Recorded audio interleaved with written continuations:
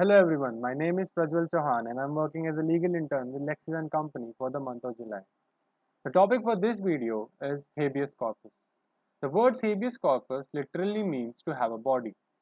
The writ of habeas corpus is in the nature of an order upon the person who has detained another to produce the latter before the court, in order to let the court know on what ground he has been confined and set him free if there is no legal justification for the imprisonment. The writ was regarded in England as a foundation of human freedom, and British citizens insisted upon this privilege wherever he went, whether for business or colonization. This is how it founded a place in the Constitution of the United States when the British colonies in America won their independence and established a new state under the US Constitution. In India, the power to issue a writ of habeas corpus is vested only in the Supreme Court and the High Court. Habeas corpus is the writ which was visualized as an effective means to provide a quick remedy to a person who has lost his personal liberty without any legal justification. Therefore, it cannot be used for complaining against past illegal detention. But the Supreme Court in India has expanded its dimensions, and compensation is being paid not only for past illegal detention but also for loss of life. Initially, the state was asked to pay special costs to the prisoner. This happened in Rudul Shah versus State of Bihar, but now the payments are ordered to be given as compensation. This is probably done for reason that in a regular civil suit for damages of false imprisonment, the state may successfully put the defense of sovereign immunity. Detention should not contravene Article 22, as for example, a person who is not produced before a magistrate within 24 hours of his detention is entitled to be released. The power of detention vested in an authority, if exceeded, abused, or exercised malified, makes the detention unlawful. Article 21 of the Constitution have declared that no person shall be deprived of life and liberty except in accordance with the procedure established by law. A missionary was needed to examine the question of illegal detention and with utmost promptitude.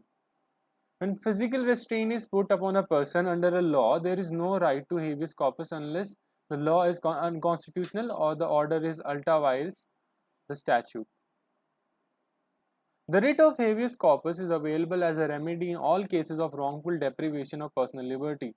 It is a process for securing the liberty of the subjects by affording an effective means of immediate release from unlawful or unjustifiable detention, whether in prison or in private custody. The Constitution confers ample powers on the Supreme Court and all high courts in the matter of issue of writ of habeas corpus.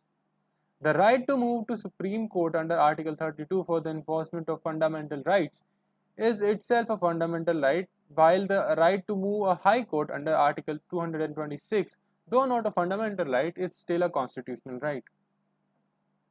In the following cases, a writ of habeas corpus will not lie and will be refused by a court.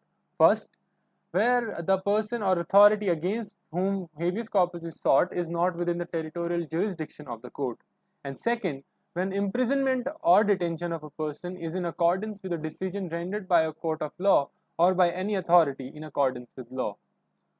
A national emergency can be declared under Article 352 of the Constitution.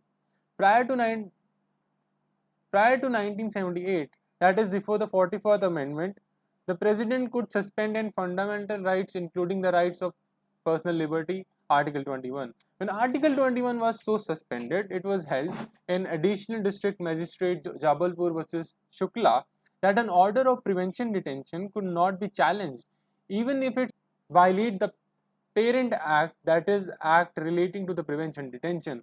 The 44th Amendment in 1978 has provided that Article 21 related to the personal liberty cannot be suspended even during an emergency. In this way, personal liberty has been strengthened and the writ of the habeas corpus retain its potency even during an emergency.